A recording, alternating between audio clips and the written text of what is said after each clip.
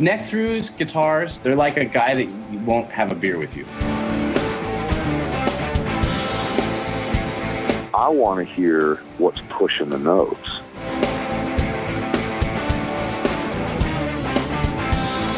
Freddie King and B.B. King, Albert King, and let's not forget Burger King. I don't want to blow my knuckle out. Stainless steel is the work of the devil.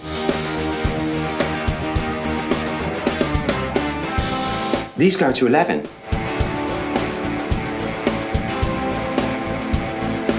From the East Amplification Tone Labs in Baltimore, Maryland, it's the Amps and Axes Show with your hosts, Jeff the Godfather of Low Wattage Amps Bober and Mick Marcelino.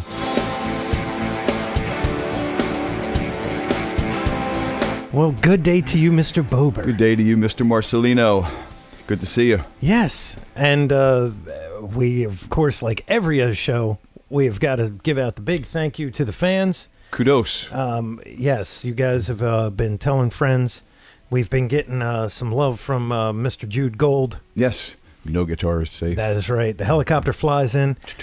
Actually, we are kind of caught up, so this show is coming out this Saturday. He just released last week. I don't know what he's going to have this week, but last week he had Vic Johnson from Sammy Hagar Group. Oh, cool. And cool. That guy played with the Bus Boys. I recommend that show. That one's a good one. The guy just... Oh, yeah, he played with the Bus Boys? Yeah, awesome. That was a cool band. Oh, yeah, just that amazing. Was a cool band. Also, make sure you stop by the old ampsandaxescast.com. That's right. We have the Amazon banner. Mm-hmm. You guys click through there. You can buy anything. Yep. It says it's a little musical banner because it figures a music show. Of course. So, but your purchase does not have to be music related. No, you can buy a tire. Right. Yeah. For sure. Yeah, exactly. And that 4%, I think it's 4. I don't know what it is. It's a small percentage. Maybe it is 4. I don't even know. It might be a sliding scale. All these things change. You know what? You're right. Yeah. It does slide. It's like if you sell like one item a month, you get like 2%. Mm-hmm. But if you sell like 1,000 items a month, it goes even up higher. I don't know. All I know is that they might give you 1% then. Who knows? I don't know. You guys are covering the bill, and that is awesome because we do this and we love doing it, but when it comes out of the pocket, it's like, oh man. Our fans don't love us. Yes, but you know what? But they do. They do the because they have been given. We have been covering it, and we appreciate that. Of course, there's also a PayPal button out there. Now that's just begging, but if you guys feel like giving us a donation, but we make it easy. We give you a spot to give us cash. It ain't nothing but a button. And of course, all the Twitter, Instagram, Facebook, everything is all there. You just click on it. Right. And it goes right out to it. Yep, all the social media. And I have to apologize to Kevin Brubaker. Why? Well, we had a video of his shop, and we got shut down. They took the sound out of the video because there was a copyright infringement. And really? Yeah, and it was, I swear to you, I don't know how it's a copyright infringement because it was literally less than 30 seconds worth of music. I think it was like 15. And it was Walking Shoes by... God, I don't even remember the band. Little Feat. No. Not that one. Oh, that's it was a band. Shoes. It was a band in the 90s. Gonna give you these walking shoes. I can't remember the name of it. Yeah. I apologize. I think they had one album. They probably have 20, but one that actually got airplay. Right. We're sorry about that. Yeah, it had this little thing. So I took it down because it was like all the audio was stripped from the video. So you just had just us walking through this factory. So I apologize to Kevin. I did not know. I went out and checked everything. And when I saw it, I was like, wait a minute, it had a little exclamation mark. So thank you, YouTube. Yeah, thanks a lot. Yeah, that's Google.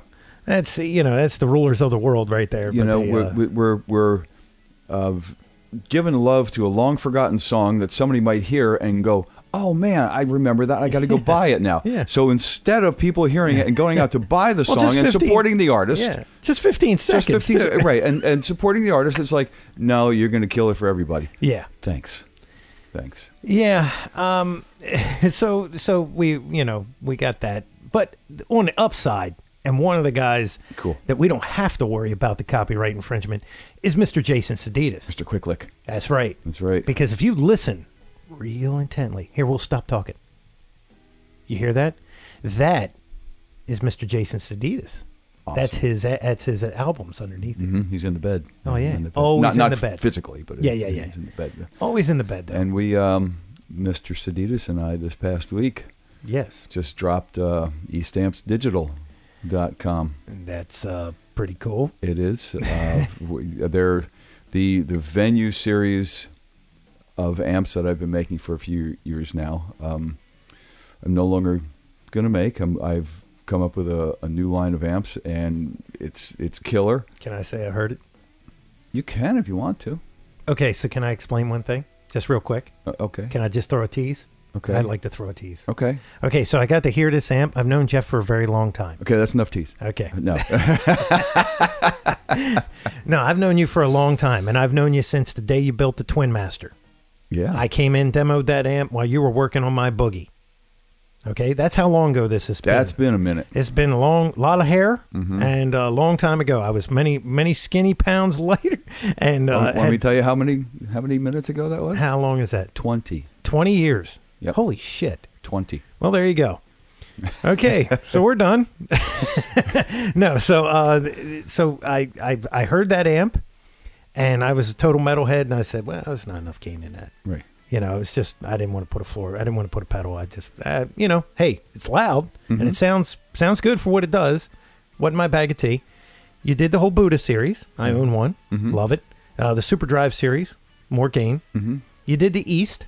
Really didn't go. You didn't go over the overdrive section to what you were doing really with the Super Drive, did you? No. Yeah, it's kind of same as saturation. It's right? about the same, and I thought it was more open sounding and less compressed, which is what I wanted to do with this. That's kind of where my playing was going at the time, and that's what I wanted to do with the amps. So then the other day, I come by, and there's this strange looking thing out there with no labels on it. No And markings. there's some extra knobs.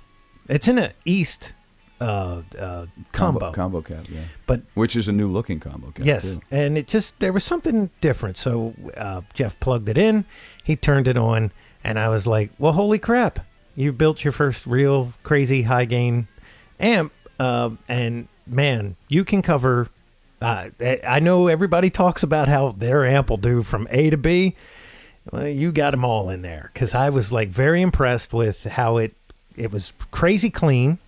That was very impressive. I have to say it's the best clean I've ever done. That was insane clean, and then it went bluesy, and then it went kind of mid-70s kind of rock all the way to like, wow, that's crazy high gain, Jeff.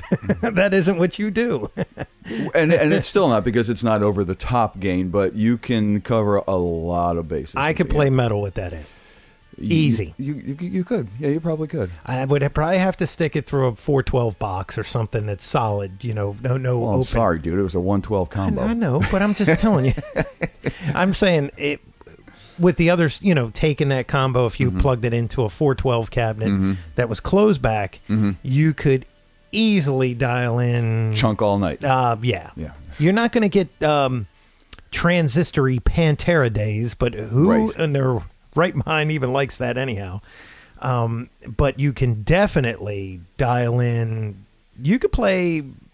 I want to go heavy, so I could say you could do Anthrax, you could do Megadeth, you could do any of those bands. Well, cool. You Since I've never played any of that music, I have to take your. I heard enough. I heard enough in there that I was like, yeah, with the right palm mute type thing going on and a nice tight cabinet, that thing would be like a laser beam at your face. And it really wasn't a heavy guitar, pickup. No, God, mine was it was your that's right. It was your Strat. No, was I playing the Strat or the Black? I think you I was were playing the Black Les Paul. Yes, my old Les Paul. Yeah, yes. and they are not the heavy pickups by any stretch of the imagination. They're vintage. They're clones of 57s. Right. Yeah. Yeah. So it's got it has a ways to go with a little more push on the front end. Yeah. So stay tuned for that one because that one's cool. that one's cool, man. And that was look. I didn't plan for this to be an advertisement. I didn't. I just wanted to say that I just wanted to say that we launched East Amp Digital so that the amps that no longer are available, they are currently available for the guys that own Kemper, because there's so much stuff out there for those amps, and there's so much stuff that could be done a lot better. As far as profiles go. That you get out of that thing. Well, that you can purchase for that thing. I heard they're horrible. So some of the ones out there I hear are not that good. We really tried to put a really great quality, great representation of the Easts out there. The Studio 2 and the Club 18 is out there right now. That's tight. We're going to follow it up with the Theater 30 and the Arena 50. Well, there you go. And so the whole series is eventually going to be available. That is so cool. And it's a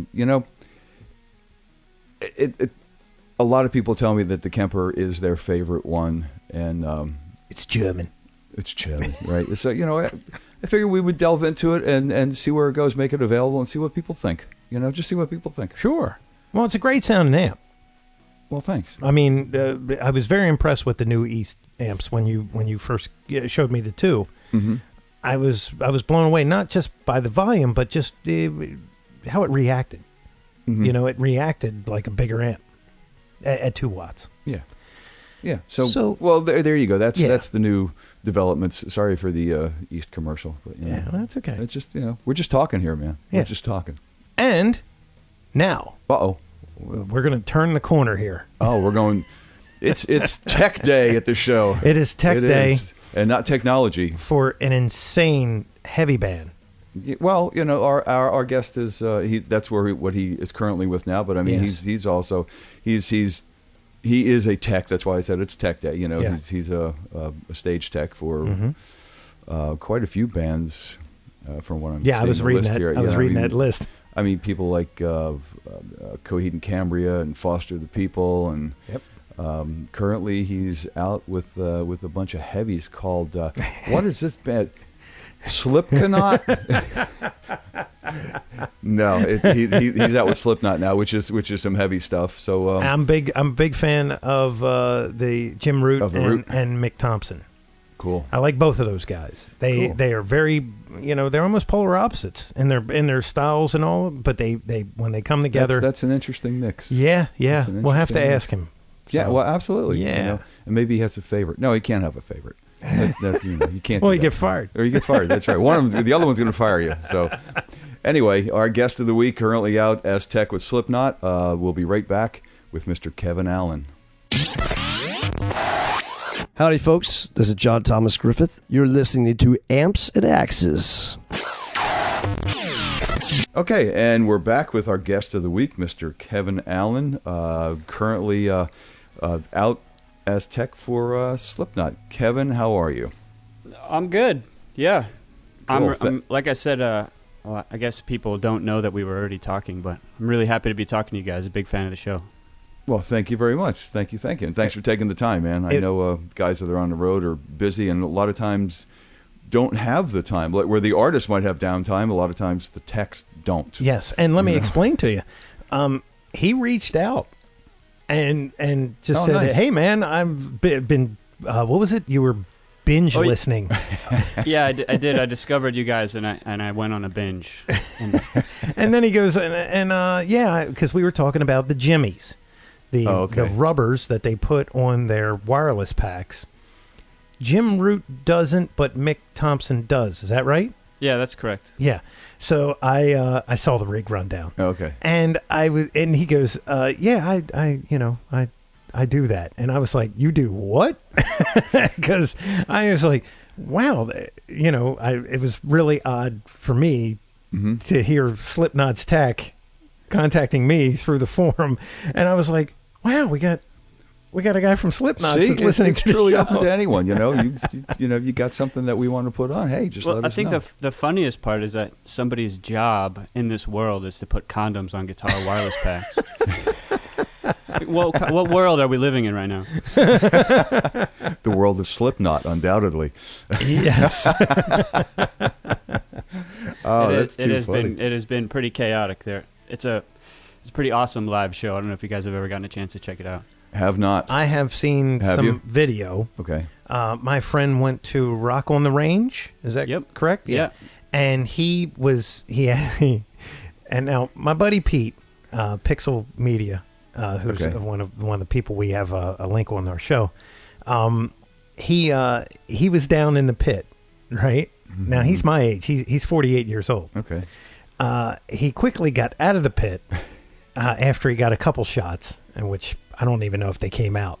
He then sent me a video from when he got up out of that craziness. Mm-hmm. And what was it, 70,000? Yeah, it's a whole soccer stadium full of people losing their minds. Wow. It was moving. The whole thing was moving. It was the crazy. I was like, I've seen some crazy crowds like U2 and Rage Against the Machine and stuff, but not at that kind of crazy level. U2, I've seen Brazilian where the soccer field, was doing its thing and all. This was the whole place. Wow. I mean, it was going insane, and it just didn't even look like humans. Just like one large amoeba. Yeah, it was kind of wild, man. Yeah, it's pretty easy to get lost in considering that those are people. When you're standing on stage looking out, it doesn't look like anything. It's just like a wash. It's so bizarre. Wow, that's crazy.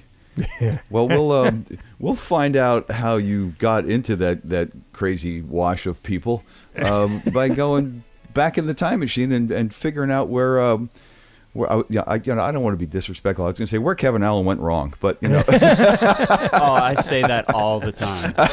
I'm just a guy that's made a lot of mistakes, and most of them ended up here. So, but where did it all start, man? Where were you born and raised, and how did you get into this crazy line? I come from the wonderful suburban utopia of Tampa, Florida. Ah. The heavy metal capital of... No, I just grew up like a normal kid in the burbs, playing guitar in the garage with my friends. Got done with school, went to college at Florida State University. Go Noles, those are my dudes. Oh, there you go. I work with a Nole. Played in bands there, got signed to a band, or our band got signed to Atlantic when I was in college, and then we moved to Los Angeles because we're going to make it, man. We're going to do it. And you don't know till you try. Yeah, for sure. Oh, it was terrible. I hated it, every second of it. He's spending somebody else's money and recording in super high world-class studios. How does anybody deal with that? I don't know, man. God. Sounds like a terrible life. I'd rather be an accountant. Yeah. Well, when the band inevitably broke up, because it was this weird time in like the early 2000s when labels were still just, it was like a hope and a prayer record deal where they just throw money at anything. Wow. No reason for anybody to ever hear of the band. Record never came out. But when it all came to a close, they sent me this paperwork. They're like, if you sign this, you're free and clear. You don't have to give back any of the money we gave you. You don't have to give back any of the guitars that you bought, anything like that. So I signed that as fast as possible, mailed it back to them. And then I needed a job because I was living in LA. So we rented a bunch of our equipment from a facility there called Lon Cohen Studio Rentals. There's a lot of high-end, like vintage stuff. And I seriously I drove the band van to the facility, walked into Lon's office, and I said, hey, buddy, I need a job. And he was like, what do you know how to do? I was completely honest. I told him absolutely nothing. He was like, perfect. Come back tomorrow. Well, there you go. We got a job for nothing.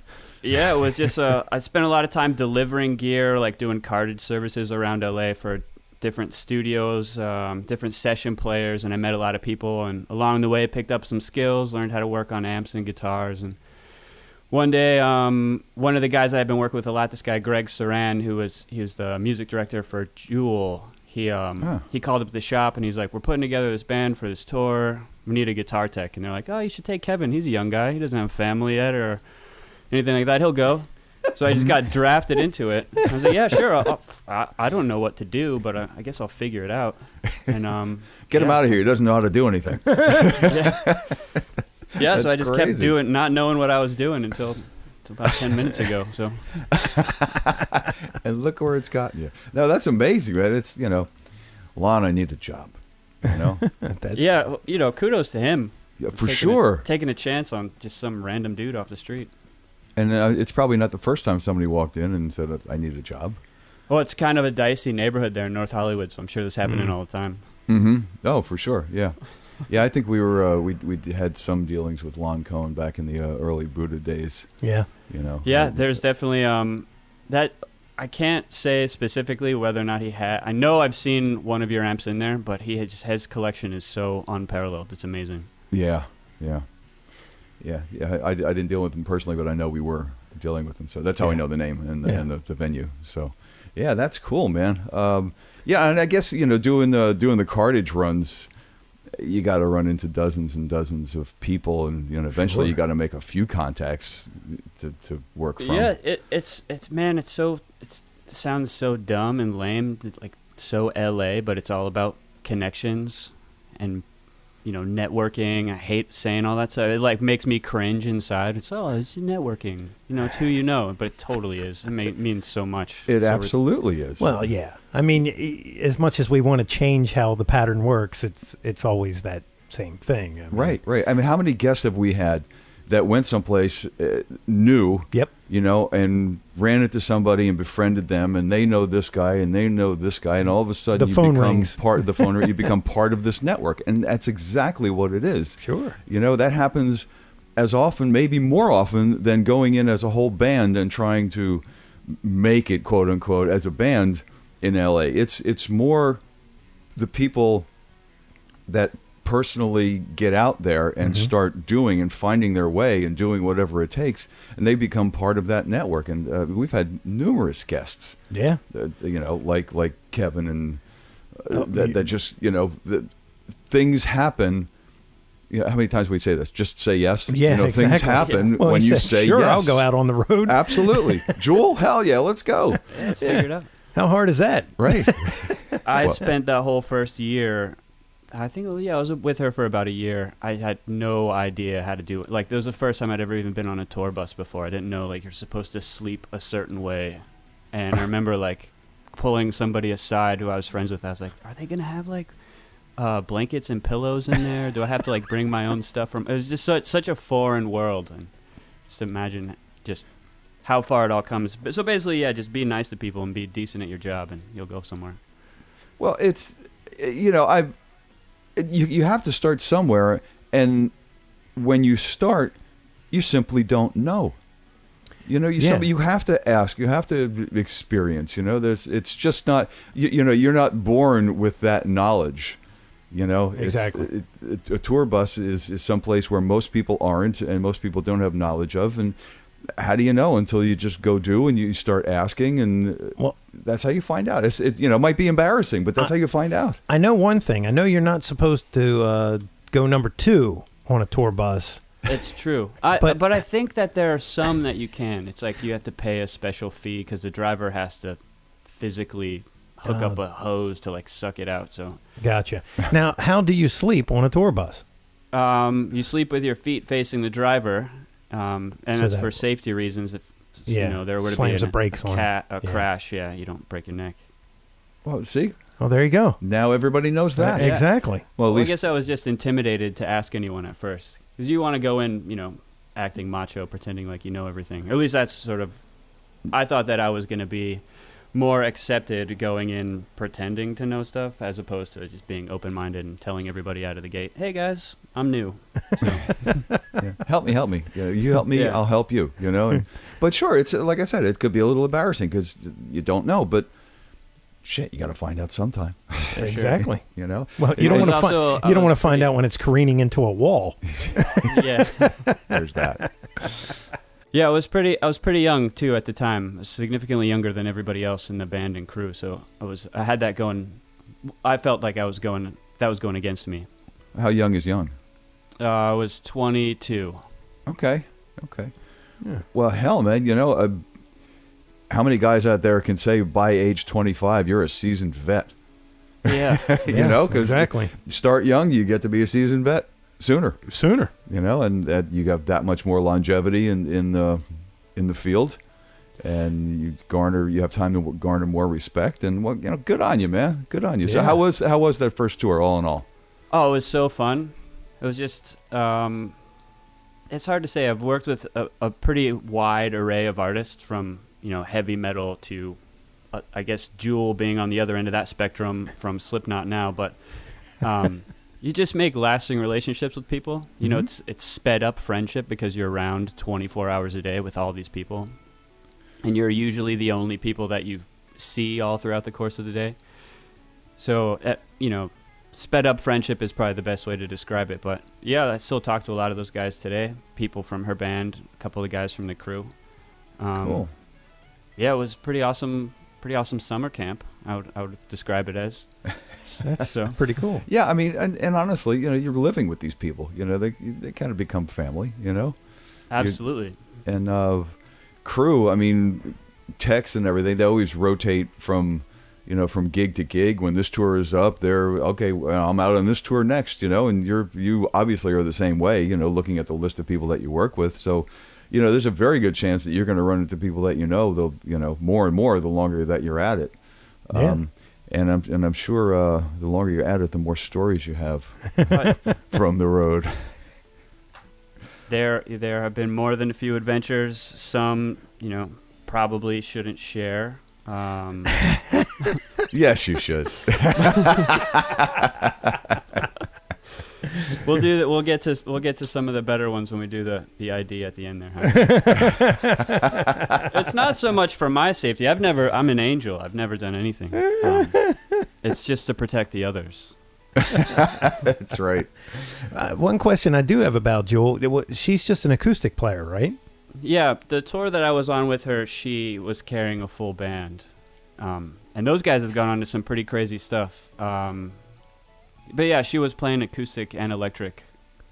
So were you her roadie, or were you the roadie for multiples? I was doing guitars for Greg, who was the music director, and every once in a while would pass stuff off to her. But she had her own guy, this guy Dave, that I'm still pretty tight with. Oh, okay. Wow. But yeah, the guys in her band, like I saw Greg maybe last year. He came through San Francisco where I live. He was playing guitar with the B-52s. I know Jason, who was playing B3 for Jewel. He's in Green Day now, which is pretty cool. Wow. Her bass player Solomon was playing with Morrissey for the longest time. I think he might still be doing that. That's pretty cool, man. Yeah, people just bouncing around. Yeah. Oh, Green Day keeps getting bigger, huh? Oh yeah, that's that little trio stop. That's not a trio anymore. It looked like the Allman Brothers by the time they 20 years in, you know. I wouldn't be surprised. They're going to wind up with a horn section, I guarantee. When did Green Day get 2 drummers? Right. It's the Grateful Dead. That's funny. Now, you went from Tampa to San Francisco. By way of Los Angeles. LA. Yeah, so you just went to the other end of the spectrum. I'm just trying to get as far away from my hometown as possible. You did a pretty good job. We're getting close. Yeah, you could have went to Anchorage maybe. That would have probably gotten It's harder to get gigs up there. Exactly. That's true. Not too many metal bands in Anchorage. Not too many bands, period, in Anchorage. So where did you go after Jewel? What was the next stop on the career? Well, I met a guy on that Jewel tour, and I was still pretty new to the concept of what. Once the tour was over, I just figured I'd go back to working at the guitar shop. Okay. I thought that it was just sort of a one-off. I don't know. Yeah, a one-off that lasted for 6 months. Mm-hmm. Yeah, so I met a guy, and he was working for a management company, and he's like, I have something that's more your speed. You should come out with me. I'm working for this band Sparta. And I was like, yeah, sure. So just like, just met them at a rehearsal space in LA, got in the van, and did maybe a year on tour with them, and then started working for other bands within that management company. One of them being Coheed and Cambria, who's some of my best friends now, guys I worked with for a long time, and actually working with them is what led me into the Slipknot world. Oh, nice. I was telling Jeff that Richard Christie from the Howard Stern show used to be the drummer for Iced Earth, and he is a huge Coheed and Cambria fan. Mm-hmm. He's at every New York show. Yeah. Oh, yeah. Yeah. He's told some stories about how he will not leave the audience, so he ends up peeing in a bottle so he doesn't have to go anywhere, so he doesn't miss a second of their show. That is next level dedication. Yeah, I'm not quite sure what level that is. They thought they was kidding when he told that story, seriously? But he was like, yeah, I think one time he wore a set of Depends. He's been showing up to the gigs the last few years wearing diapers. Yeah. Yeah. Oh my God. Well, You could just not drink a bunch. But yeah. I mean, that's. Yeah. Go to a couple AA meetings and maybe, It's devotee. Well, I wasn't even of the insinuating year. alcohol. Like maybe just anything, right? Waters nonstop. I don't know. Wow. Yeah, then you'll wind up passing out from dehydration. Yeah. You know. Well, that's my only story I have right there. So that is it. But it was a good one. Their shows do tend to get pretty long. I remember we did some festival slot a few years ago, and at a festival they get like 45 minutes or an hour or something like that, and they only played I think 5 songs because they run these like epic ballads, like 8, 9, 10-minute long songs. Mm-hmm. So Yeah. it could get out of hand if you've had a couple. Well, just you got to leave on the drum solo. No, I've heard some of their music and very, lot of guitar parts and cool. It's definitely cool. It's those guys are very good. Oh, they're some of the most phenomenal players I've been around for sure. Yeah. So how have since you went out with Jewel? I mean, what was his rig like, and give us an idea of some of the rigs that you've seen over the years working with all these guys. Working with Greg, and when we were touring with Jewel, he is a session guitar player, so his gear collection is pretty all over the place. But on that tour, he had a couple of nailers. Okay. Not sure the model, but they were 2 little 50-watt heads. He had 2 of them. That was the first time I'd ever seen those, and I don't know that I've seen anybody playing them since. I know that Joe Naylor's gone on to do other things, obviously like Reverend and Railhammer and stuff like that, but Naylor's and then a bunch of Gibson stuff. Like he had a 335 and a Les Paul that Slash had given to him because his sister was married to Slash for a little while, and she's like, "Oh, my brother plays guitar." She, Holy crap! Weird way, he had just been gifted those, and he had a couple of like '60s tellies that were really cool. It was just varied from tour to tour because he had so much. A few guys, he is probably the most daring in terms of taking vintage gear on the road. I've worked with a lot of guys that have stuff that they either keep at home or in the studio, and then a set of gear that they'll freight around the world. Yeah, for sure. I mean, some guys are, some guys buy them to play them, and other guys are just afraid to take them out. And I can see both sides of that. I really can. And then there's Joe Bonamassa. Yeah. If you have a 59 Les Paul, bring it to one of his shows. He'll play it. He'll play it. He'll tour around with it. That is 2 of the bravest people, Joe, and then whoever brings the 59 Les Paul down. Right. I don't know that I would leave the house with it. But. Yeah, that's true. Though I think the last time I saw his boat, there were no less than 3 in there. That is crazy. Yeah. It was nuts. They are meant to be played, though. That's absolutely true. Yeah. That's absolutely true. And if you were a painter, you'd have a bunch of brushes. Doesn't matter how old they are. You want the one that works best for the job at hand. Yeah, that's true. That's true. But it does get to the point where is anybody going to really, really notice in an environment like that? Absolutely not. Yeah. Probably not. And isn't one enough? For me, yeah, of course, but you got a chance 3. They are just Les Pauls, I mean, pick the one you want, and then maybe take out a Strat and a Telly and a 335, and maybe a Gretsch. He even took Bernie's out. Oh yeah, the Beast, right? Yeah, he took that out.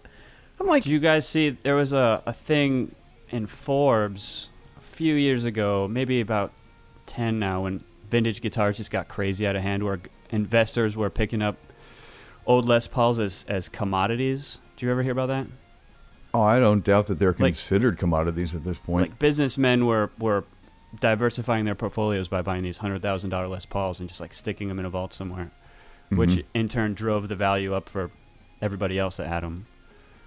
Yeah, that is true. That can totally artificially drive it up, and they just get further and further out of the hands of players.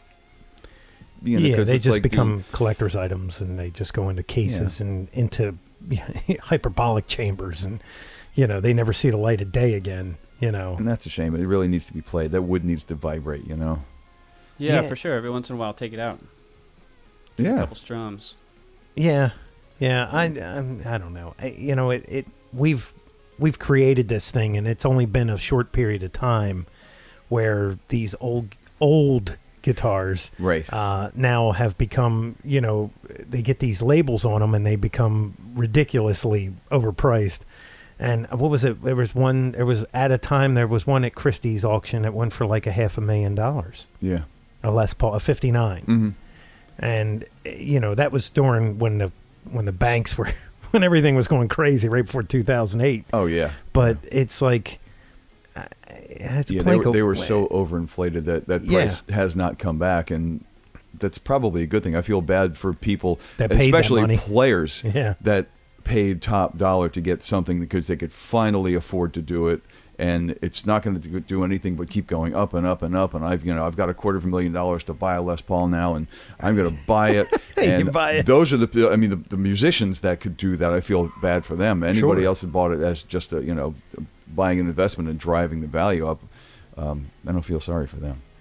No. You ever remember that, like when you were younger and you were first starting out and you would save up and you would buy this, this amp or this guitar, and how excited you were? You had worked so hard to achieve this, and then you get it home and you're like, oh, this is awesome. This is what I've been working so hard for. Those guys are just doing it later in life. I like to think, I hope that now they've made investments where they can afford to drop, $20,000-$30,000 on something. But at the same time, they're probably not.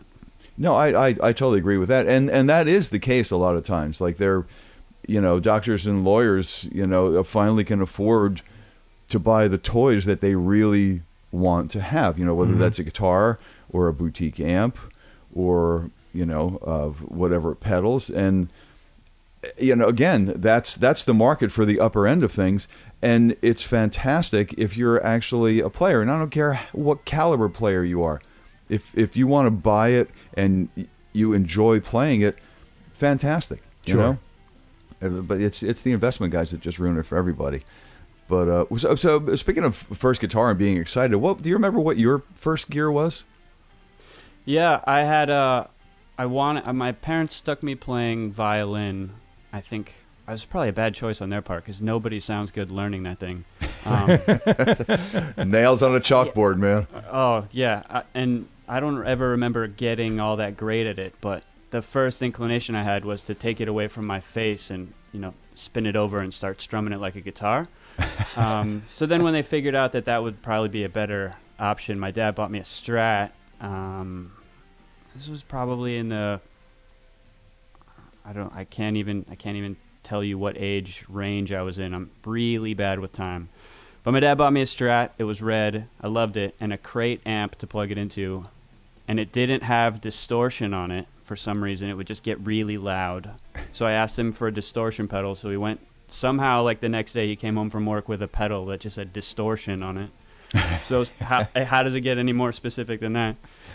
Yeah, and it just immediately was off to the races trying to figure out songs that I'd been listening to on the radio. And I just haven't stopped buying gear since then. My wife is actually kind of bummed because our apartment looks pretty. It's a little. I find it comforting seeing all these amps and guitars everywhere. She finds it to be clutter, but it's sort of the age-old battle. How many pairs of shoes does she have? Yeah. You know what? I haven't dropped that one on her yet. Thank you. There you go. There it is. My wife and I, guitars are like shoes, man. You got shoes, I got guitars. I need more shoes. I bought her a pair of really expensive shoes for her birthday, so maybe I should treat myself to an amp as there. Little for you, little for me. There you exactly. It all comes out in the wash. I bought them for you, but I like looking at you in them. And exactly. That's good too. So But I got to ask, your crate amp was it black vinyl or was it the one that looked like this end up furniture, where it was actually looking like a wood crate? I wanted it to be the crate one because I thought those looked cooler. But it was actually covered in carpet. I had one of those. Yeah. Yeah. Fender did that for a while too. They did the gray. I got to tell you, man, that thing even as a kid, that thing sounded awful. Yeah, probably sounded because horrible. It didn't. Yeah. See, well, that just shows you had a good ear even back then. Oh, thanks. It's a positive spin. I try, man. I try to see the positive side. It's like, I know that sounds like crap, and I'm 5 years old. I got to figure out a way to fix that, yeah. Well, no, after that, I got a Univox tube amp of some sort, and I don't know the model, and I wish that I had it. Now, I loaned it to someone who moved away and, never to be seen again. I remember that one had an onboard reverb, and I discovered that haphazardly, if you set a drink on it or you hit it while you're playing, it makes some pretty fun sounds. Cool. Yeah.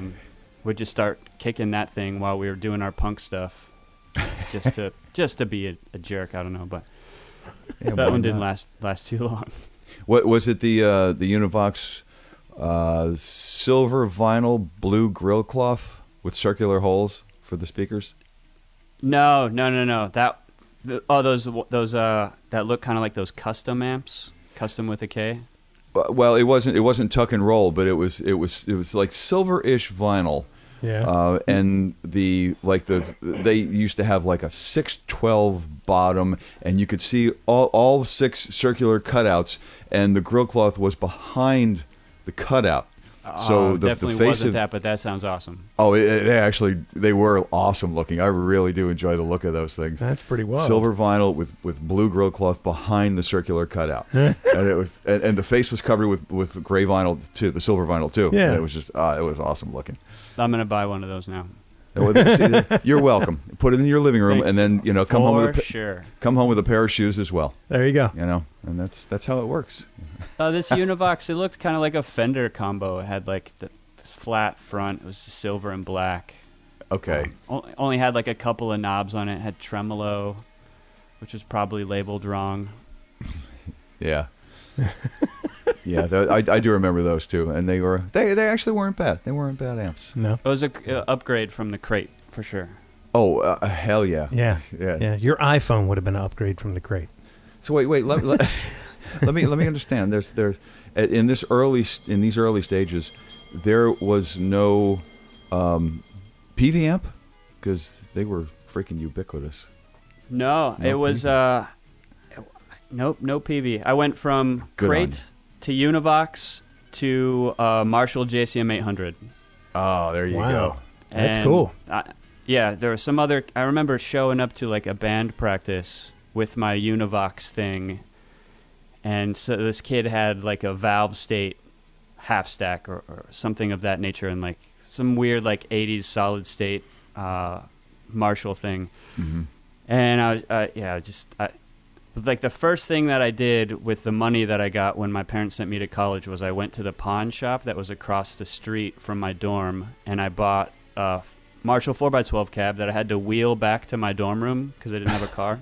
Like wheeling it a couple of blocks, like across the street, like right in front of a McDonald's, this whole spectacle. And then I went back the next day when I could get the rest of my financial aid money and bought the head.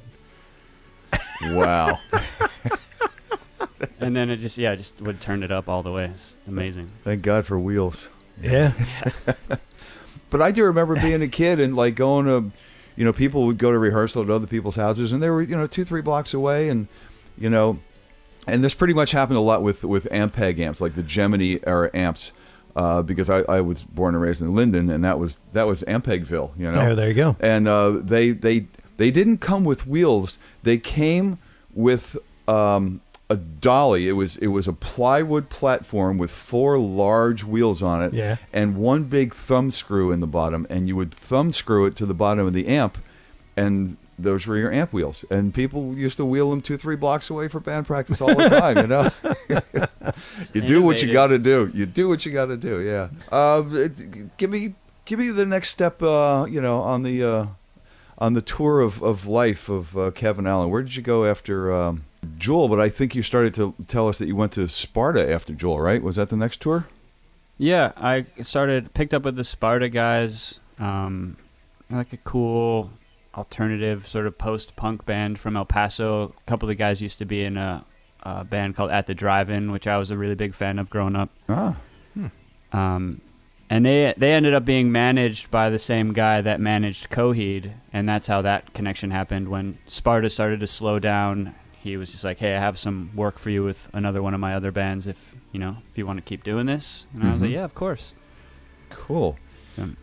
So what was how many piece was Sparta? Sparta was a 4-piece band, but the singer would play keyboard sometimes. So there was a setup for a 5th person. Mm-hmm. That was let's see, what were they using? Some of this stuff is a long time ago, or the rigs have changed quite a bit. But at the time, Jim, the singer, was using Vox AC30s, a couple of them with extension cabs. He's really into these Tele Esquires, which I usually find myself buying the things that I end up teching because I like it so much, or maybe I grow an attachment to it. Oh, okay. That's cool.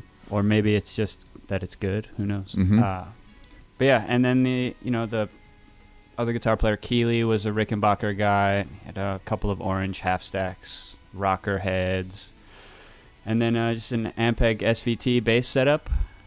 Cool. And away you go, man. Just hit every place with a stage all through America and Canada for the next year. It was a really fun time. That was the first time I'd toured with a band in a van, as weird as that sounds. Oh, wow. So you went from a bus to a van. Yeah. That's the best way to go, though. Because touring the country in a bus, you don't really see anything. You're just kind of on this, like, traveling motel room with 10 other people. Well, you could look out the window, I guess, No, you keep the windows down. That's right. No, it was fun. You get to stop at weird places, all those weird, like, truck stop finds where you buy like a Harley Davidson leather vest with frill on it just to make the guys in the van laugh and things like that. What I just made fun of, I'm sure, is somebody's real life, and I kind of feel bad about it. That could be a substantial investment of a Harley swag. I don't know if I would do that just to make somebody laugh, but it's probably a decent fashion statement. You got a lot of free time, man. Oh, I'm sure. So from Sparta to where I thought the Rickenbacker and the orange thing was cool. I don't know if I ever saw that or heard that combination before. That's got to be. Oh, it's a great tone, man. That was the first time I'd ever messed with any of the Rickenbacker stuff. It just wasn't that prevalent when I was growing up. And still, I worked for this band Against Me a few years ago, and the singer of that band has a pretty intense Rickenbacker collection, and all of her stuff is just so awesome sounding, so beautiful, and it's really became a fan of their attention to detail. I mean, the 360 has binding only on the back of the guitar. Like, what kind of statement is that? It's pretty amazing. Wow. That is pretty wild. Yeah, that is wild. So how did you find them reliability-wise? Were they finicky? Were they solid? I guess it really depends. I don't necessarily like the dual truss rod thing. Yeah, that's kind of weird. If you can't get it done with one, I don't think that you're going to really overcompensate with two, per se. You know what I mean? Because it's not like you're going to get them.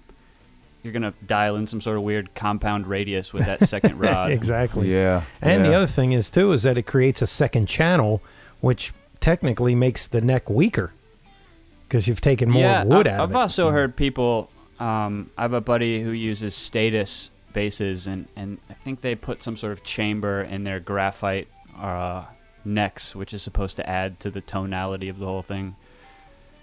We could wax lyrical about all sorts of stuff like that. Like, that's can true. You tell the difference? I don't know. That's a Billy Gibbons I was move. Just going to say, ask Billy about chambered necks. Yeah, because he what did I see the other day? On some of those Billy bows, they chamber the body, the neck, and the headstock. And the headstock, right. Yeah. Because he runs sevens, so there can't be any tension at all on that neck. Right. Oh, there's no. Yeah. How do you dial in any sort of relief? Yeah, and you chamber the body, and it's like normal headstock's just going to take it to the floor.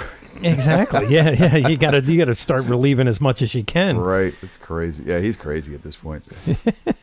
But God bless. Yeah. It's Billy Gibbons. Right. Whatever works. So I worked for this guy Brian Ray, who's in Paul McCartney's band, doing a couple of shows around LA, and we did a show at the Mint. And this is Brian doing his solo stuff. Obviously, Paul wasn't there, but we're in the dressing room backstage, and Billy showed up with a huge gift basket and one of his books with all of his stuff, and I got one of his. He gave me a business card, and it said Billy F. Gibbons, friend of Eric Clapton. That's all. Didn't have any other info on it. That's freaking hilarious. That is funny. Well, you know, Eric if Clapton. you're going to have a friend, yeah, it's not a bad one to have, I guess. No, Eric Clapton? Yeah, No, right. no. Yeah. I heard he's a This good seems like a player. good guy. I mean, how many of us can walk around with cards like that? First off, yes. Exactly. That's pretty cool. Hey, what the hell? That's pretty funny. I want to That get is one pretty that says Mick Marcelino, friend of Billy Gibbons. Well, there you go. That was, He's just like an Sooner or endless later, chain. you're going to become friends with him. Yeah, That's true. See? We all will. Yeah, Yeah, absolutely. exactly. Absolutely. So let's jump over to Coheed and Cambria. What was that like when you first got in touch with them and decided to go out with them? It was cool. I had been aware of their band and their music previously, and I got a call to join up with them, and I flew into this small town in upstate New York where they were based out of, and they were rehearsing, and the tour manager was like 2 hours late picking me up at the airport, which was like, it's one of these like regional airports. It was pretty hard to miss that I was the only guy sitting there. Like there weren't even people working there anymore.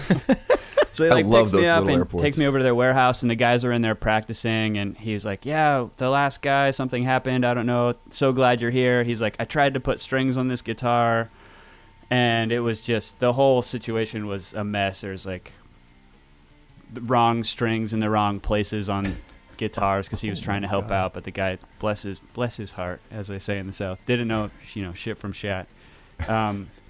But yeah, I just got thrown into the fire, and we did maybe a week of rehearsing there, got to know the guys and their material and their gear, and then we flew to South America to start a tour, and that was the first time I'd ever been out of the country. So obviously I didn't tell anybody that, but yeah, I just showed up, blew up a bunch of amps, and had a fun time all through South America. Awesome. I was going to ask you, if you had an expedited passport, but let's get to the blowing up the amps. Yeah, we just at the time the guys were all using Bogner stuff, Ubershaws, but it was the whole tour was like a fly-in situation. So we were traveling with guitars and pedal boards. So we would just rent. Bogner Ubershaws aren't really easy to get in South America, so we rented a bunch of dual rectifiers. And, I was blowing up at least 2 of them a night. Oh, my God. No fault of mine or anybody else's. Actually, all fault goes to the owner of the gear. But, yeah, I think they're just, like, poorly maintained and not really well, not operable, per se. And at the time, I don't really have time to sit there and fix something in the middle of a show, especially if I'm leaving town the next morning, so... Right, sure. Just throw the next one up, That's why you rent multiples of everything. Right. Yeah, gotta have a backup plan.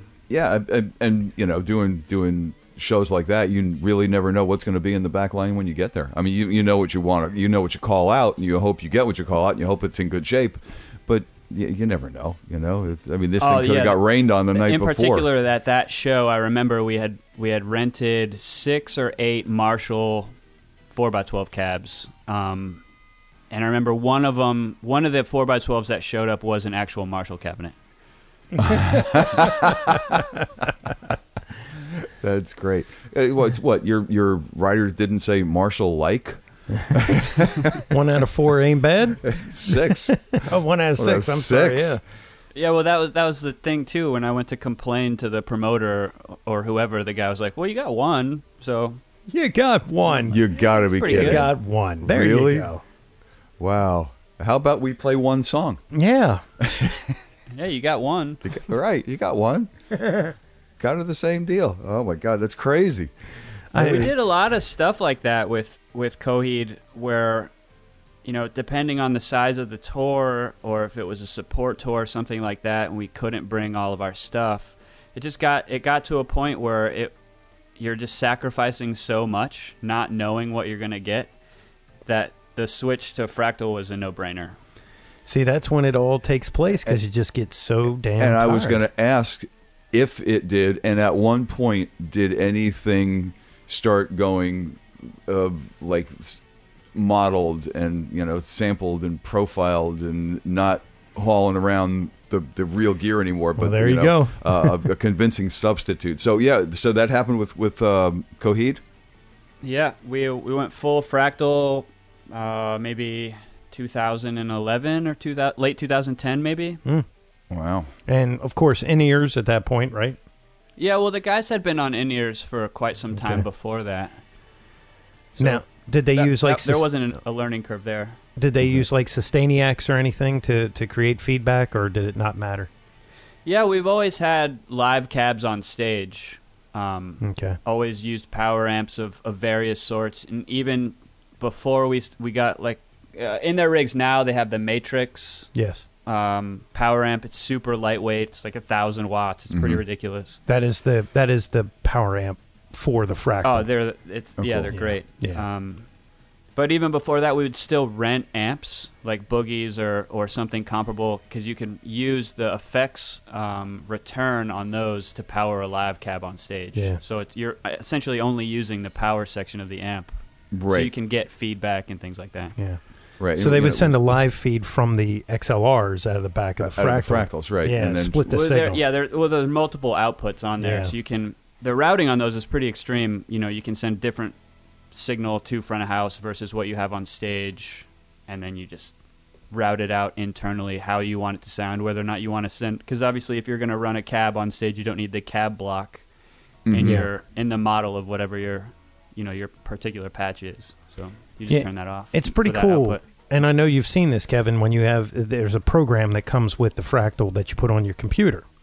When you plug it in, then you can actually see it. You can actually see the signal path on the screen, and you can divert it to when you go out to the power amp section, that it just be whatever, but then the other section could have all the other stuff with the cabinet simulator and everything else going out to the front of house. Yeah. It's so pretty I well. guess do you still mic the live cabs, or do you find there's really no need to do that anymore? That's just redundant, Well, I know I like redundancy, and I like if you can kind of grasp the air moving, sometimes it's a little cooler. But if it's good enough coming out of the fractal for a live show, then why chance it a microphone? It sort of harkens back to what you stated earlier about the 59 Les Paul. Like, are the people in the first 10 rows or the 10,000 people behind them going to really be able to tell the difference? And I haven't found that they can. Yeah. I guess that's true at this point. Really, they've gotten it right. Yeah, it's a lot closer than when Line 6 first came out. Yes, Line 6 and the Johnson Millennium. It really didn't warm up to those amps very much. No, you wouldn't be taking the kidney bean on tour.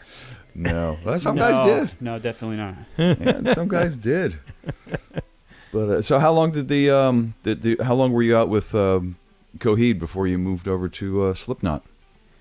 I was with them until let's see, I got married last year, and I got the Slipknot gig the day after I got married. So in this odd sort of, we're in the lobby. We had the ceremony the night before, and I'm talking to Claudio, the singer of Coheed, and I got a call from Slipknot's production manager, who was in Japan at the time, and he's like, "Hey, we've had a situation. I need you in Baltimore in 2 days." And I was like, well, I just got married. I live on the West Coast. Wasn't going to go. I was going to do like some honeymoonish type things. And I was like talking to Claude about it. He's like, you should do it. We're not going to do anything for a while. We're going to go make a record. And then, of course, I talked to my wife, and she's like, you should do it. You just spent a bunch of money on the wedding. I was like, oh, wait. That's right. We do this for money. It's not just for the love. Somebody's got to pay for that wedding we just had. Yeah. Yeah, so got on a plane, flew back to San Francisco, packed a bag, got some tools together, flew to Baltimore, and met up with them. And, yeah, been with them ever since. So your first tour with Slipknot was where in Baltimore? I mean, your first gig. My first gig was in Baltimore. Yeah, well, do you remember the venue? Whatever the dome is, or the arena, it's like down by the water. Pier 6? No, it was inside. It's definitely an arena. Oh, it's an arena inside. That would be the Baltimore Arena. Yeah, it's the chicken box now. The Royal Farms Arena. Yeah, the chicken box. Yeah, it's so tricky because all those places change names so frequently. Oh, I know. It's crazy. It's probably at least the fourth. It used to be the Baltimore Civic Center. Yes. For years and decades. Thing was built like in the 50s. It was. It really needs to be raised pretty soon. Yeah. It's just not a nice venue anymore. But you get all these sponsorship things in, like, football stadiums, and, all of a sudden it changes names every 2 years, Yeah. It gets confusing. It's always going to be the Civic Center to me, So your first gig with Slipknot was right down the road from us. That's pretty cool. That's pretty wild. What album was that?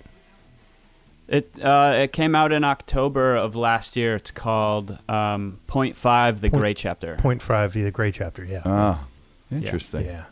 Yeah, you're literally 15 minutes from us. I spent the entire flight home and then back to the East Coast, just completely immersing myself in the music because I knew that I had to run the pedal board for the guy I was going to work for. And I wasn't as familiar with their material as I wasn't ready per se. Now you were working for Mick, right? Yeah, I work for Mick Thomson. Yeah.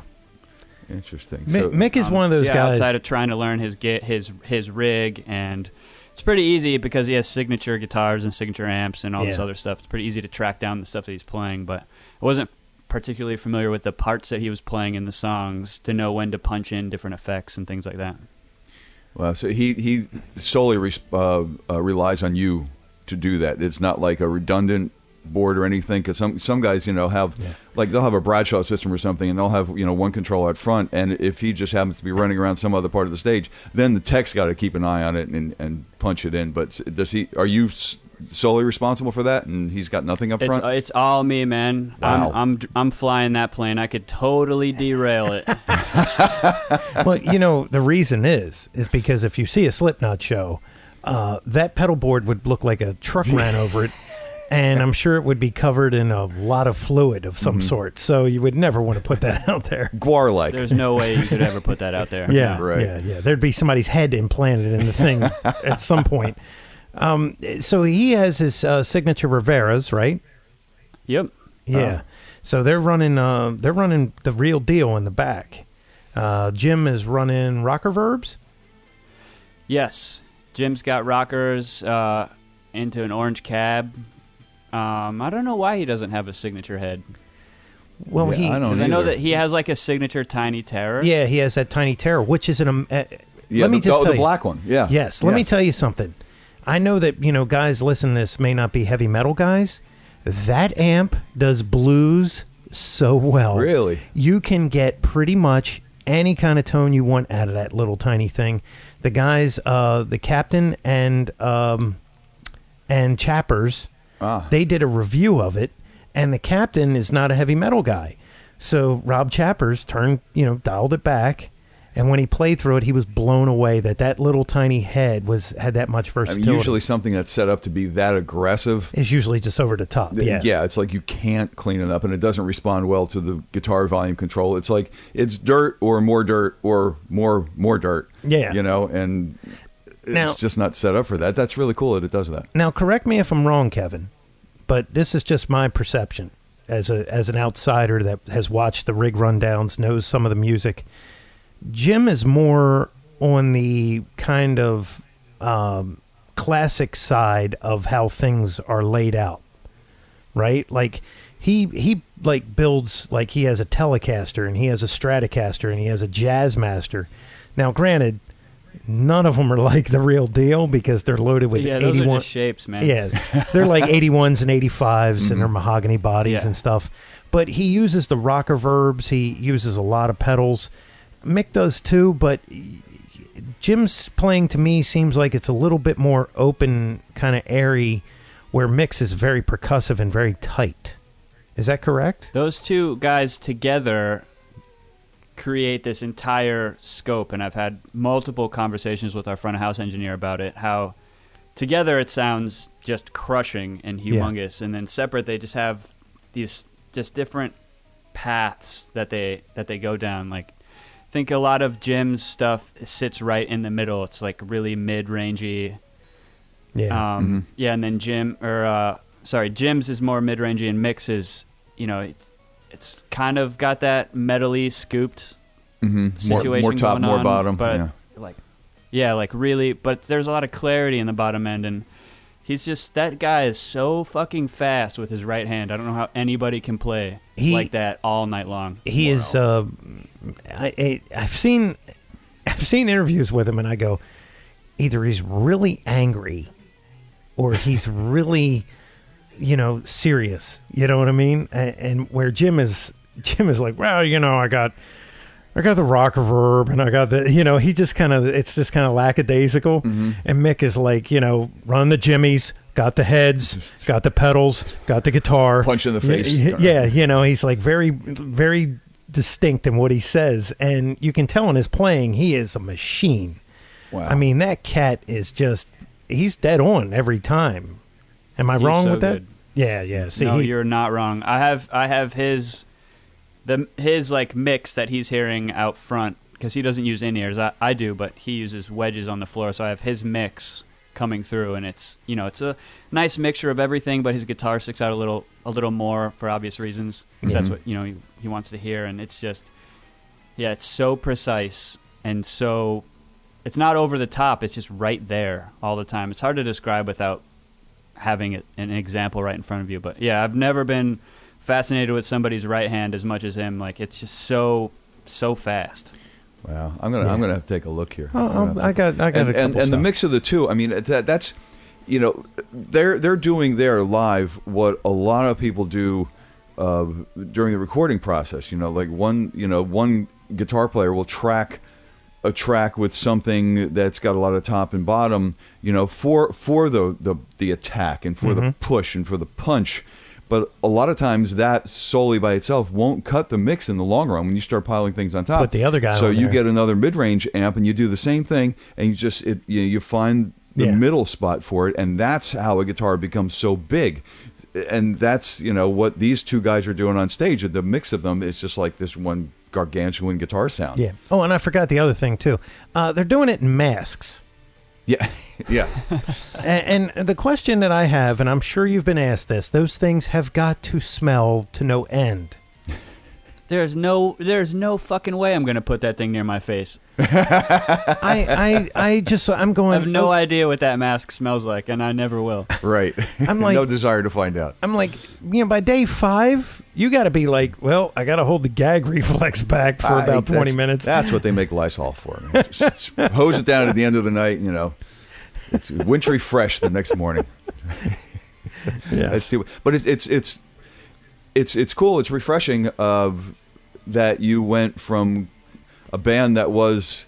It's almost like going from the tour bus to the van. You went from a van that was virtual with the Axe effects, and now back into a van, into a band that's got really moving some air on stage again. That's that's kind of cool. I like that. It's not everybody is using the virtual, so that's cool. We are not Axe effects free in the Slipknot world. Okay. Do tell. We are implementing an Axe effects unit to just run effects for us.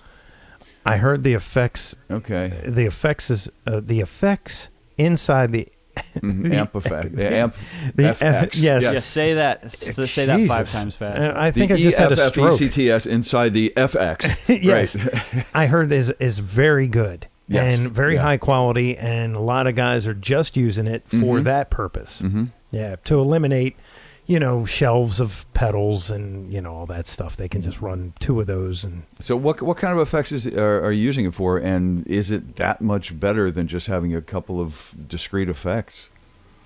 Oh, it's not a matter of it being that much better. It's a reliability issue with Mick's rig, because he has a couple of very specific effects that he wrote for songs earlier on in the band's career.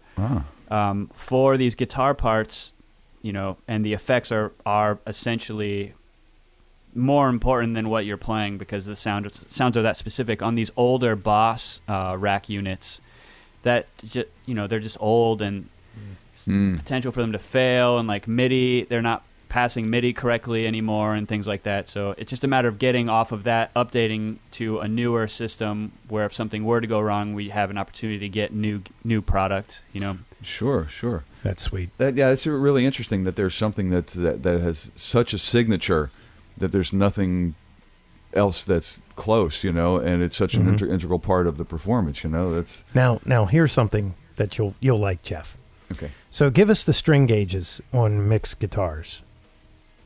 Well, we have two different tunings. So there's a drop A and a drop B, and the drop A is a 68 to 12, 68 and to the 12. drop B is a 59 to 11. Wow. A 68. A 68. To a 12. Yeah, I came Wow. home from tour. I'm at home now, obviously, but I picked up this acoustic guitar that I keep in the living room that's got 50 to 11s on it, and it just felt like I was like dental floss. I mean, a 68, is that on an 8-string or a 7? That's like a 8-string, right? And Yeah, that would. I mean, I have a couple of 8-string Steph Carpenter models, and I think that's like a 65, so it's even bigger. Wow. How does it go through the tuning peg? Did they have to open the hole? No, it's fine. Wow. That's got to be close to the max. Yeah, just It's kind of a pain. Yeah, like once you crank it over, and kind of a pain getting them out, but yeah, no, it fits. That is so crazy. yeah, it's like, A 68. you know, you just put it through the hole. You don't even have to wrap it around. You just put it through the hole. There's no locking gear. Right. There's nothing. No need.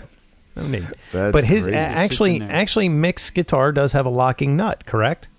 It does, yeah. It's set up, the locking nut and locking bridge, a non-floating bridge, but it's what do they call it? It's an Ibanez Yeah. Edge. It doesn't. Pro It doesn't 3, I move think. though, right? It doesn't move, but it has like all the fun fine tuners that a Floyd would. So think of this. Oh, wow. So it's sitting on 2 studs. Mm-hmm. Doesn't move. Right. No bar. Fixed bridge. Fixed Yeah, bridge. Yeah. Hardtail. Locking nut. Mm-hmm. And then he has fine tuners. And I think if I'm not mistaken, he said it just locks it in. It just because of I guess that right hand and that big ass string. Well, there's not many places that string can change at that point. You know, it's I imagine if it bound on the nut though, it would probably wreak some I don't know. yeah. I mean, Yeah, there's no break I angles know or that anything. Jim you know? probably uses similar gauge strings because the tunings are the same, and he has bone nuts on all of his Fender guitars. He doesn't seem to have too many problems. I've been super thankful every single day that I don't have to mess with that, for sure. Wow. Oh, Jim stuff. Lock those things in place and go. That's cool. Well, you know, it's like you said, it's a blessing that you're thankful for, you know, and it works and it works, you know. Yeah, man. That's cool. I like the orange thing too. And again, two very different amps, you know, very different players. That's really cool. I hadn't played his.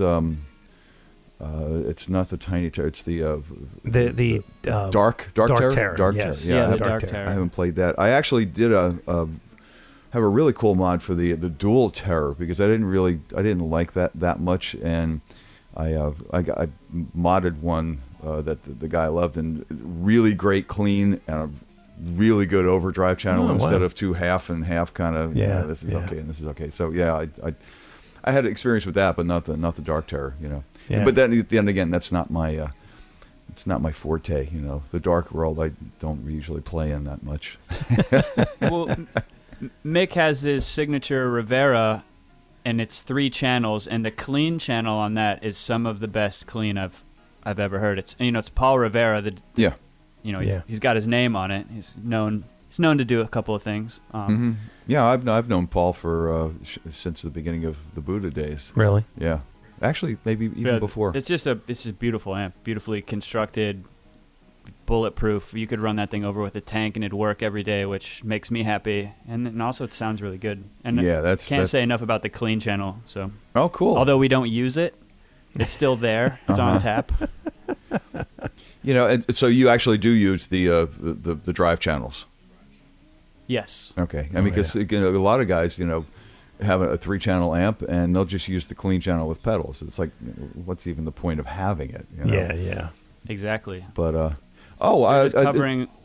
Go ahead. No, I was just gonna say you're just covering something up. Like, why are you not confident in the sound of your amp? Right. Yeah. Especially if it's a signature amp. It should really be what you want it to be. Yeah, well, yeah. And speaking of pedals, Kevin, I had a question for you. You do some kind of fuzz pedal thing I saw. What's that all about? Well, yeah, Mick has he was using this like Jimi Hendrix Dunlop edition fuzz, octave fuzz type thing for this effect.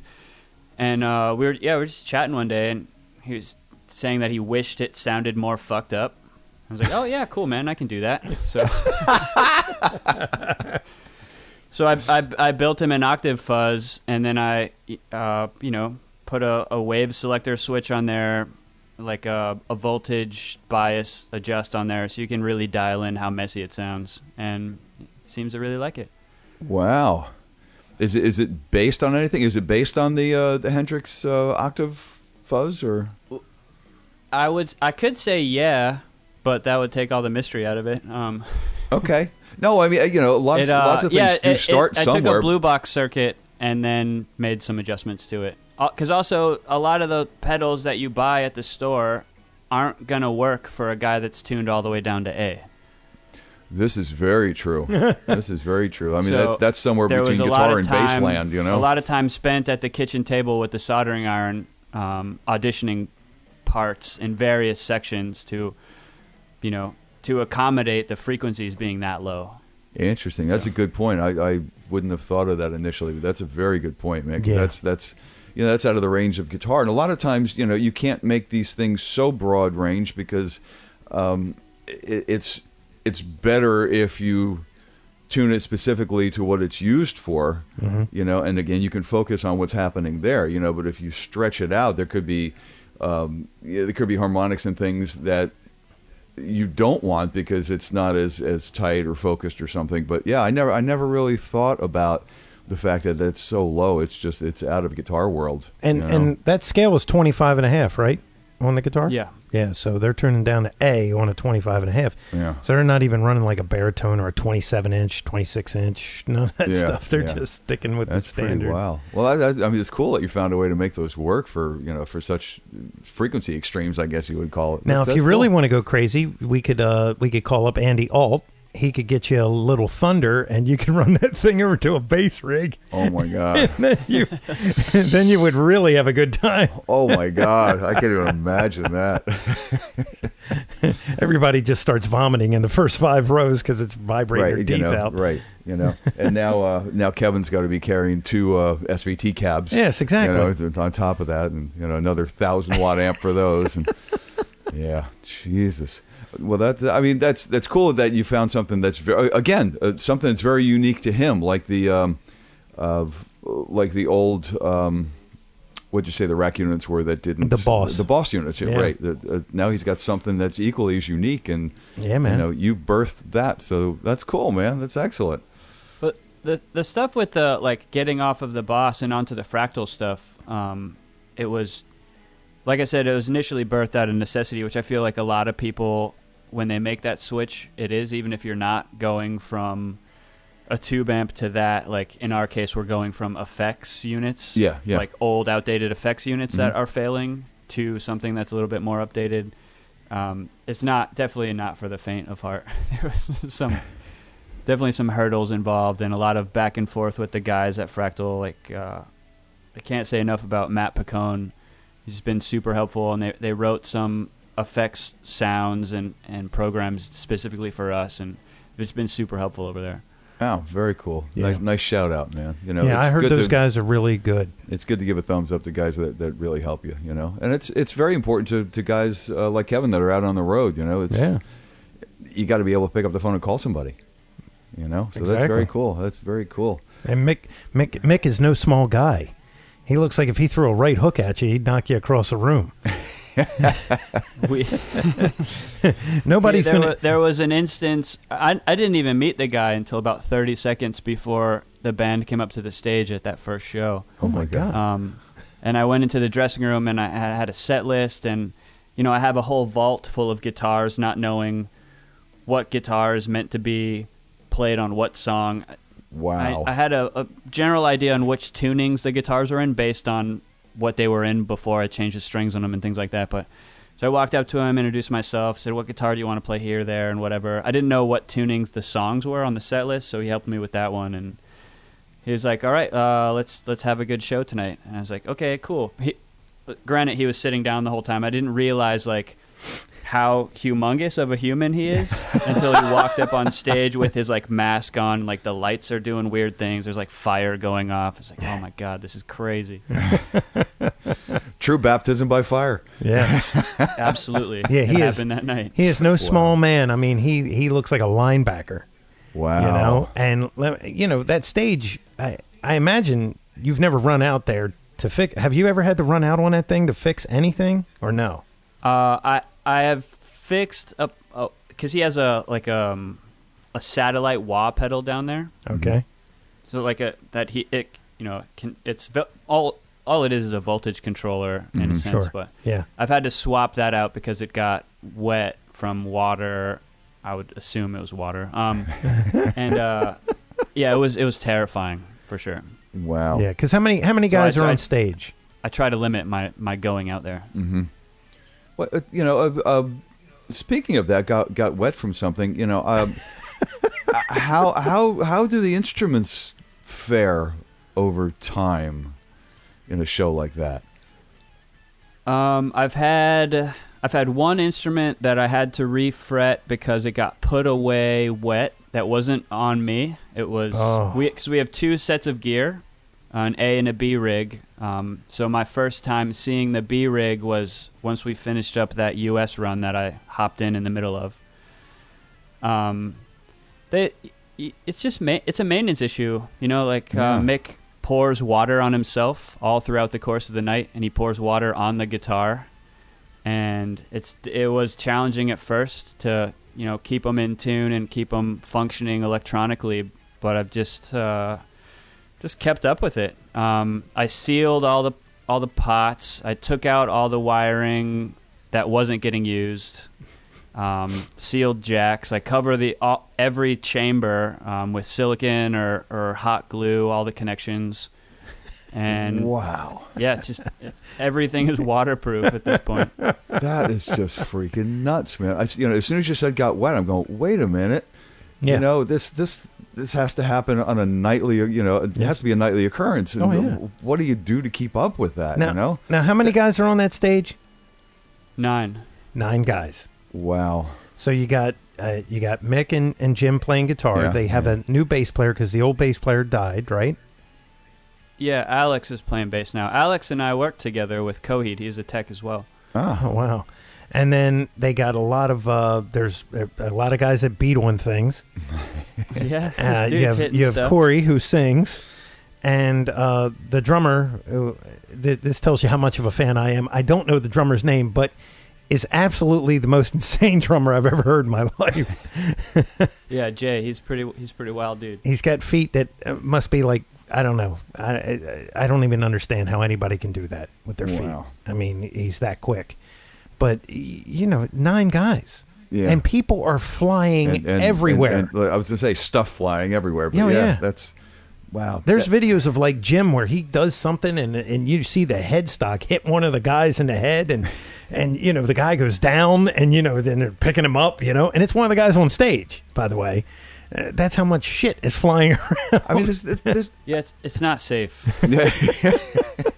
That's why they wear masks, But it's like need helmets. Yeah, I'm thinking the teardown, which is usually just the opposite. The teardown's got to be worse than the setup. You need a mop. Yeah, it's just everything's got to get wiped down, hosed down, taken apart, dried out. Every night. Yeah, well, not the equipment because that's all under stage, right? Or backstage. But yeah, even the guitars. I live behind and underneath the stage. I can't actually see anything that's going on. Yeah, but while guitars. the guys are on stage, I have a small camera that's on the drum riser that's pointed at Mick. So if he needs something, he can turn around and make a motion at the camera. And I have in my work box, I have a monitor that I can see that. But Other than that, I'm just sitting back there, just enjoying the tunes, chewing gum, waiting for something to happen. Wow. That's crazy. Is that nuts, man? It's. I hope this job pays overtime.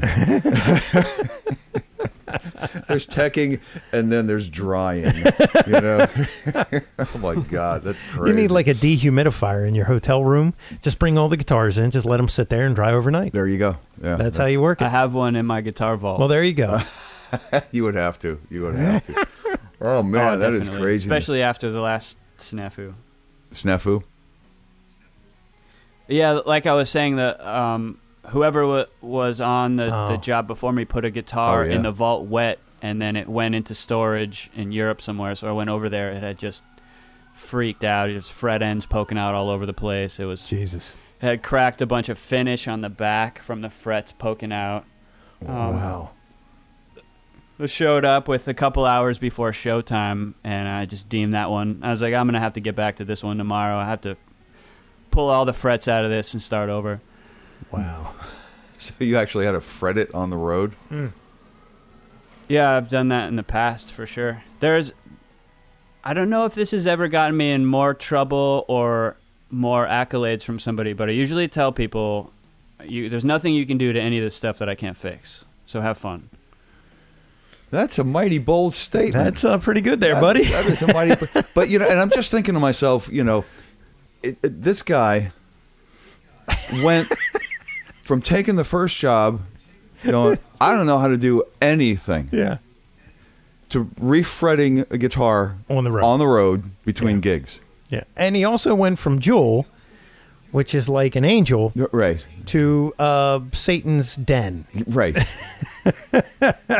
I mean, to quote the Grateful Dead, "What a long, strange trip it's been." Wow, that is just crazy, man. Well, my hat's off to you, man. It really is. That's too cool. That is way cool. That's coming full circle. It's like, holy. It really, yeah. I never thought about it like that, but. Yeah, I mean, because we just talked about beginning to now in one fell swoop, and it's like. Yeah. Wow, what a story. Well, think about it. When you started with Jewel, you probably had a hard time staying awake. And now you have no choice but to stay awake. Right. And you need one of those Swiffer things to, after the show. Yeah. To clean up. Wow, that is insane, man. Well, that's why they're Slipknot. By the way, just to give you a little insight. Okay. Their albums up to this one have gone like platinum and double platinum in today's world, right? Wow. That's insane. Where nobody wants to pay $1 for anything. Oh, and the big kicker, no radio play. Oh, yeah. You're not hearing Slipknot on a local mix station. So that right there. On the local anything station. That right there tells you that these guys, their fan base is rabid. Yeah. I mean, like I said, when they put something on Instagram, it's like 29,000 likes. Wow. It's just boom, just like that. It's crazy. Well, good on them, and Kevin, good on you, man. That's that's a great story. It was thanks for reaching out. It was great to have you on, man. And it's, I always like talking the tech stuff, and I love musician stories, and I love manufacturing stories, but the tech stuff is so cool because they're these are the guys that are really out there in the trenches, and literally he is. Literally, yes, literally. Yeah, he's being rained on. Yep, I'm in my cubby with my umbrella. The only tech. There have been nights when that was necessary. The only tech that wears a rain slicker. There you go. Come out on stage like the Gordon's fisherman. And we're inside. Hey, man, that might actually be a good look. That's pretty cool, man. That's a good look, man. If you can find one of those slickers in black, I'll definitely wear it. Awesome. Well, I'm going to have to keep an eye out we're now. We're going to have to hook them up, man. That's right. Oh, man. That's great. Kevin, I know you're probably busy, and either that or it's shot o'clock or it's dinner time or something around there. And I think early on I heard the streetcars out there, the cable cars. You did. You definitely heard a streetcar outside my building. Yep. That's cool. I was hoping that wouldn't get picked up. I find it to be kind of romantic. Oh, That's okay. I loved it. Are you anywhere around the turnaround? No. I live on California Street, which is, if you ever see pictures of San Francisco, it's a pretty staunch hill, Mm-hmm. and I live just at the top of that. It's a pretty picturesque scene. I can see Alcatraz. Wow, nice. That's pretty cool. You know- pretty cool. you know- I feel very lucky and very fortunate. That is awesome, man. You know, I love that area. I love San Francisco. there was one day when Steve McQueen went by your house at like 80 miles an hour. Yeah, he did that a couple of times. Well, my wife and I have fun watching all those movies, Bullet especially, because the chase scenes are so it's patchwork. We're like, 1 second he's out by the airport, the next he's in front of our house. Like, doesn't make any sense. Yeah. It's the movies. Exactly. That's great, man. Well, I love the area, and Kevin, thank you so much for taking the time to be on with us, man. And I'm a huge fan of you guys. I can't express it enough. Don't stop doing what you're doing. Oh, well, thank you very much, man. Thank you. Thanks for being a part of it. And if Slipknot ever passes through the Northeast here, especially if we can find a black fisherman's garb, we're gonna come out and see you. We're gonna have your attire for the night. There you go. Good times. Awesome. Well, Kevin, thank you so very, very much, and safe travels, and continue to do well and have fun, man. Yeah, man. Thanks so much. All right. Take care. Thank you. Bye. And there you have the story. I knew that was going to be. I've seen too many videos where I'm like, what is going on? Yeah. I mean, A, what a career path, and B, what a current job. It's like, He went from Jewel to that. Right. I don't mind tuning guitars and handing you a guitar and maybe pushing a pedal if I have to. But, I didn't know the job description was going to include mopping up at night, Drying a guitar off. Drying guitars or 2 or off. 3 or whatever, yeah. That tells you a couple things because, Jim uses the Fenders, and his necks are raw. There's nothing. Oh, really? Yeah, I think there's maybe like a urethane finish that's nitro on the bodies, but the necks, I think, are a satin urethane. Okay. Which, you'll wear that off.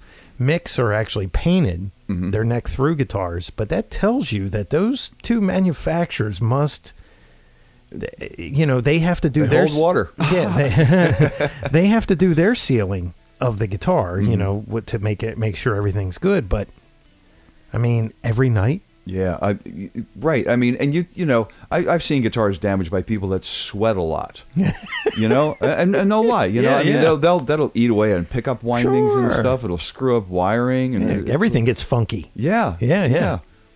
But just to and maybe it's the point that there's a lot of water involved, and water just kind of helps wash away stuff. I have no idea. To some degree, Because see, like Mick's fretboard is ebony, so that's not finished in any way. Mm-hmm.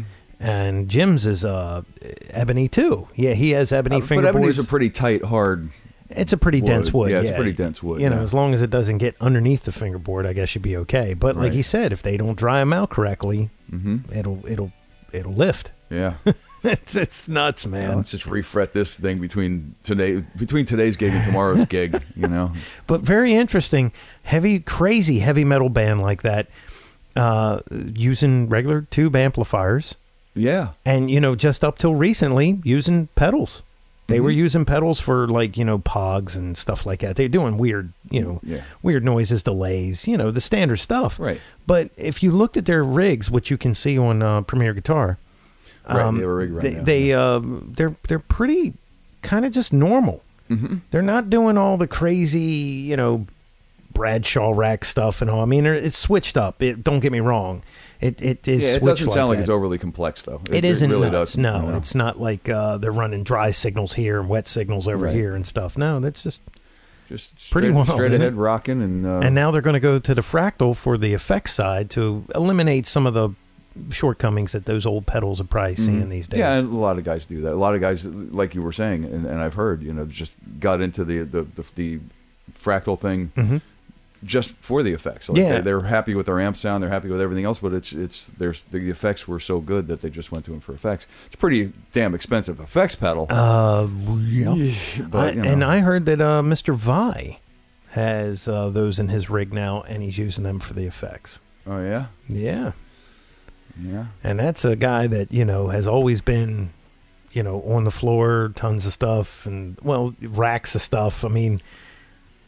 I've got one more thing that I heard the other day that I found hard to believe. Yet I'm going to pass it on. I haven't found out if it's true yet. But, okay.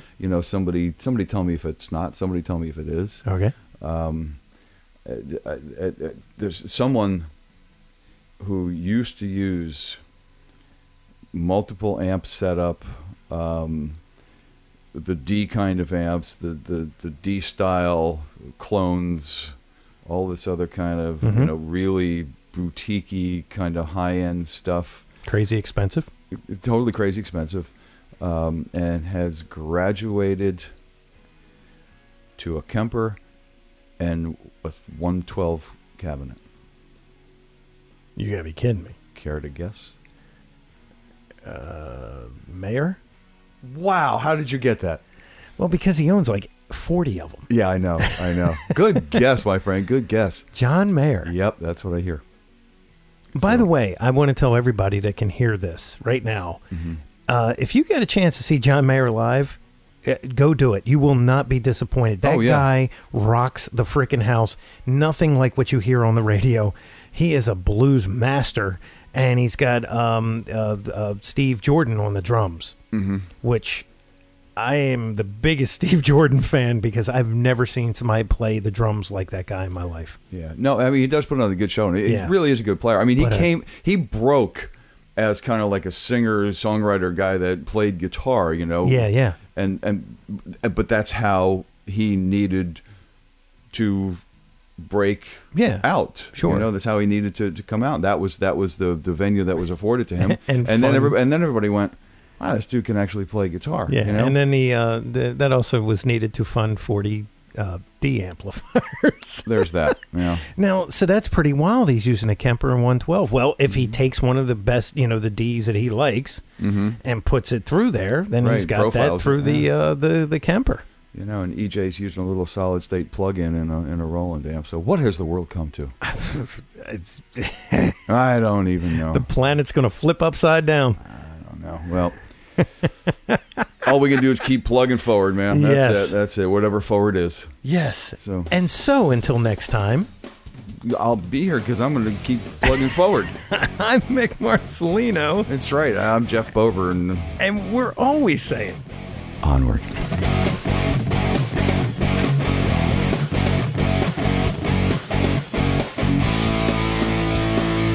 Be sure and follow the show on Twitter @AmpsandAxes. Also, make sure you like the show on Facebook. For news, comments, and everything else, visit the webpage ampsandaxescast.com. Thanks for listening.